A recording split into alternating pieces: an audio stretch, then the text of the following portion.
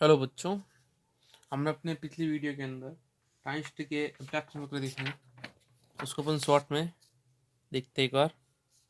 क्या किया था अपन ने टाइम्स के अंदर?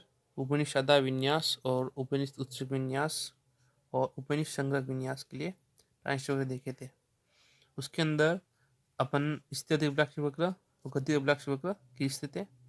ठीक है, जैसे आप इसको स्क्रीनशॉट लेके इसको ढंग से, जो उसके अंदर सही तरह से विजुअलाइजेशन नहीं था वो भी देख सकते हो आप। ठीक है, अब आगे अपन इसके अंदर ये देख रहे थे। हाँ, पहले देख लेते हैं उपनिषदा विन्यास। ये मैंने पीएनपी का एनपीएन का ले रखा है। ठीक है, और ये इधर एनपीएन का, ये भी एनपीएन का है। ये कॉमन बेस के अंदर है, ये कॉमन अमीटर के अंदर है। ठीक है, दोनों में अपन ने अल्फा और ये बीटा निकाला था। ये धार लाभ था। तो धार लाभ अल्फा किस में होता है? उपनिषदा विन्यास में होता है। और ये उपनिष्ठ अपने उत्सर्जक विन्यास के अंदर है। ठीक है, कॉमन अमीटर के अंदर बीटा और कॉमन कलेक्टर बेस के अंदर अल्फा। ठीक है, अब इसमें एक क्वेश्चन आ रखा है 2000, ये कम से कम 4 क्वेश्चन आ रखा है। 2006 के अंदर है, 2017 के अंदर है, 16 के अंदर है और 12 के अंदर है और 14 में भी है।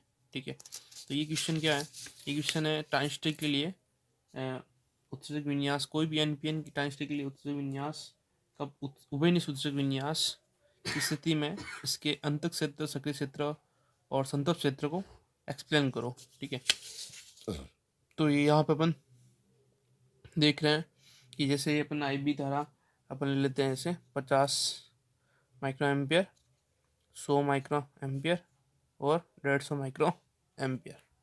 ठीक है, तो इसके अंदर ये जो ओ है, ओ ए क्या संतृप्त क्षेत्र है। और ये जो इधर वाला पार्ट है, यहाँ से लेकर कहाँ से, ये अपने ए से लेकर यहाँ तक का आई बी जी 50 एम्पियर के ऊपर ऊपर वाला पार्ट, ये अपना क्या है? अंतक से, हाँ, सक्रिय क्षेत्र है। और इसके नीचे, ठीक है, ये जो अंतक क्षेत्र है, इसको अपन किस तरह से परिभाषित कर सकते हैं, तो देखते हैं। सबसे पहले अपन बात करते हैं सक्रिय क्षेत्र की। ठीक है, तो ट्रांजिस्टर के अंदर जो सक्रिय क्षेत्र होता है, वो सक्रिय क्षेत्र क्या होता है? तो सक्रिय क्षेत्र होता है किसी भी ट्रांजिस्टर के सक्रिय किसी भी ट्रांजिस्टर जो होता है उसके अंदर कुछ इस तरह से इसका ब्लैक वक्र होता है जिसके अंदर ये ओ से ए, ये जो एरिया है, इस एरिया की बात करें अपन, ये एरिया जो है ये सक्रिय क्षेत्र या एक्टिव रीजन होती है। ये अपना जो ग्राफ था वो वी सी ई और आई सी के मध्य था। और ये जो धारा थी वो आई बी 0 या 50 माइक्रो एम्पियर पर नियत स्तर से चलती थी। ठीक है, तो अपन कहेंगे कि वी सी के कुछ मान पर, वी सी के कुछ मान पर, कुछ मान पर वो आई बी के कुछ मान पर जो अपन को क्षेत्र प्राप्त होता है, वो क्षेत्र क्या है? सक्रिय क्षेत्र है। इस सक्रिय क्षेत्र के अंदर अपन क्या करते हैं? ट्रांजिस्टर का प्रचालन करते हैं। ठीक है, तो इस सक्रिय क्षेत्र के अंदर ट्रांजिस्टर के प्रचालन के अंदर प्रवर्धन प्रवर्धन संभव होता है। प्रवर्धन का क्या तात्पर्य है? प्रवर्धन का मतलब गेन से, गेन से या एम्पलीफिकेशन से, गेन या एम्पलीफिकेशन। क्या होता है ये? इसमें अपन को सारे धारा लाभ, शक्ति लाभ और वोल्टता लाभ प्राप्त होते हैं। ठीक है, दूसरी चीज के अंदर जो अपने जो ट्रांजिस्टर होता है, वो ट्रांजिस्टर किसी भी संकेत का आसानी से प्रवर्धन करता है। ठीक है, नेक्स्ट, अगर नेक्स्ट अपन सक्रिय क्षेत्र के बाद में बात करते हैं दूसरी अंतक क्षेत्र की। अंतक क्षेत्र जो होता है, अंतक क्षेत्र कौन सा होता है? अंतक क्षेत्र अपन कहते हैं कि आई, ये अंतक क्षेत्र कट ऑफ रीजन है, ये कट ऑफ रीजन, ठीक है। तो अंतक क्षेत्र के अंदर अपन कहेंगे कि जब उत्सर्जक धारा आई बी का मान 0 होता है तो आई सी का मान शून्य नहीं होता। आई सी का मान कुछ कुछ यहाँ पे मिल रहा है अपन को, तो आई सी का मान शून्य नहीं होता है। इस स्थिति के अंदर जो अपन को क्षेत्र प्राप्त होता है उस क्षेत्र को अपन क्या कहेंगे, अंतक क्षेत्र कहेंगे। ऐसे ये अंतक क्षेत्र का मान अलग स्थिति के अंदर अलग होता है, ठीक है। और अपन बात करें यदि सिलिकॉन डाइऑक्साइड के लिए, तो सिलिकॉन डाइऑक्साइड के लिए, ये सिलिकॉन डाइऑक्साइड के लिए अंतक क्षेत्र लगभग 0 वोल्ट के आसपास होता है, 0 के निकट होता है। और जर्मेनियम के अंदर यही जो है वो लगभग 0.1 वोल्ट के आसपास होता है, ठीक है। नेक्स्ट थर्ड बात कर रहे हैं अपन संतृप्त क्षेत्र की। संतृप्त क्षेत्र या सेचुरेशन रीजन, ये सेचुरेशन रीजन क्या होता है कि अपन इस एरिया की बात कर रहे हैं। ये जो एरिया है वो संतृप्त क्षेत्र है, ठीक है। तो अपन इस स्थिति में क्या करते हैं कि वीसी का मान है ना बहुत ही कम, मान वीसी का मान बहुत ही कम होने पर, बहुत ही कम होने पर संग्राहक धारा आईसी के अंदर तेजी से वृद्धि होती है, तेजी से वृद्धि होती है, ठीक है। तो इस स्थिति में जो अपन को क्षेत्र प्राप्त होता है वो क्षेत्र क्या होता है, अपना संतृप्त क्षेत्र होता है, ठीक है। और संग्राहक आधार संधि भी इस स्थिति में क्या होती है, अग्रभाषित होती है। एक चीज और, संतृप्त क्षेत्र जो होता है, संतृप्त क्षेत्र वो संग्राहक धारा आईसी व आधार धारा आईबी पर निर्भर नहीं करती है। क्यों? क्योंकि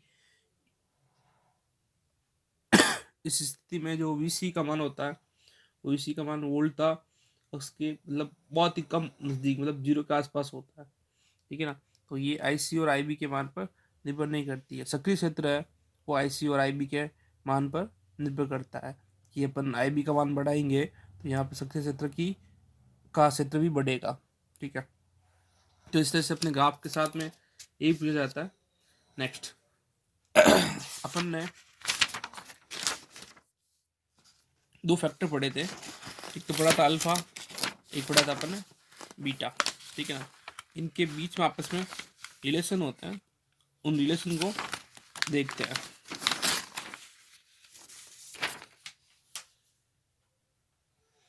अपने पास में एक था धारा लाभ अल्फा, एक था धारा लाभ बीटा, दोनों अलग चीज है, ठीक है। धारा लाभ अल्फा किस स्थिति के अंदर होता है, धारा लाभ अल्फा होता है जब अपने पास में कॉमन अमीटर होता है। जब कॉमन अमीटर होता है तो इस स्थिति के अंदर अपने पास में धारा लाभ अल्फा प्राप्त होगा। अभी अपन देखा था, ठीक है, कि धारा लाभ अल्फा कब होता है, जब कॉमन अमीटर होता है, कॉमन बेस होता है, तो इस स्थिति के अंदर अल्फा धारा लाभ प्राप्त होता है, ठीक है। और कॉमन अमीटर होगा तो इस स्थिति में अपन को बीटा धारा लाभ प्राप्त होता है, ठीक है।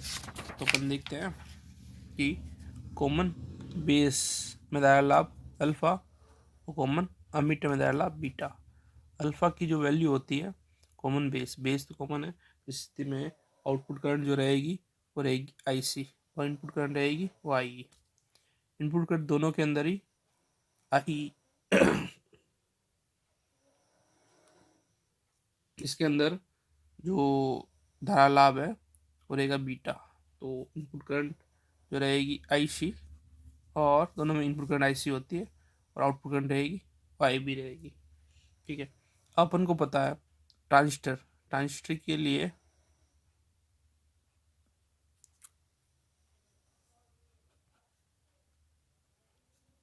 धारा समीकरण क्या होता है, आई बराबर आई बी प्लस आई सी होता है। ठीक है। अब मेरे को आई सी चाहिए दोनों के बेस के अंदर, तो मैंने क्या किया, संपूर्ण समीकरण को आई सी से भाग दिया, तो ये हो जाएगा I upon I C, I B upon I C, I C upon I C, cancel कर दिया। अब जो अपने पास में इक्वेशन आई उसको अपन लिखते हैं, कैसे लिखेंगे, ये लिखेंगे I upon I C 1 upon alpha, I C upon I B 1 upon beta plus 1। ठीक है, तो अभी वैसे तो अपन को ये याद रखनी चाहिए। इससे अपन अल्फा और बीटा की वैल्यू निकाल लेते हैं। जैसे मेरे को भी चाहिए प्रेजेंट में अल्फा की वैल्यू, तो ये क्या हो जाएगा 1 प्लस बीटा अपॉन बीटा, तो सीधा करेंगे तो बीटा 1 प्लस बीटा, ये हो अल्फा का संबंध। नहीं तो बीटा का संबंध चाहिए, तो यहीं पे अपन क्या कर देंगे, देखना आप, शुद्ध को ट्रांसफर कर दो, -1, अभी ये 1 अपॉन बीटा हो गया, 1 minus alpha upon alpha equal to 1 upon beta, beta की वैल्यू हो जाएगी अल्फा अपॉन 1 माइनस, ये अल्फा है ये बीटा है। ठीक है, और अगर ये डीसी धारा के लिए है तब तो ये सीधा हो जाएगा, और एसी धारा है तो एसी धारा की स्थिति के अंदर भी यहाँ पे समान रूप से मान आएगा। ठीक है, एसी की स्थिति में ये, और डीसी की स्थिति में ये, और एसी की स्थिति में ये धारा हो जाएगी। ठीक है, वास्तव में अपन डीसी धारा के अंदर स्थितिक मान ज्ञात करते हैं और एसी के अंदर गतिक मान ज्ञात करते हैं। ठीक है, तो दोनों मान के आधार पर अपने पास में अल्फा और बीटा की वैल्यू प्राप्त हो जाएगी। ये अपन को पता ही है कि अल्फा का मान सदैव क्या होता है, अल्फा का मान सदैव होता है 1 से, मतलब अपन लिखते हैं अल्फा का मान हमेशा ही रहेगा वो 1 से कम रहेगा, और बीटा का मान जो रहेगा हमेशा 1 से ज़्यादा रहेगा।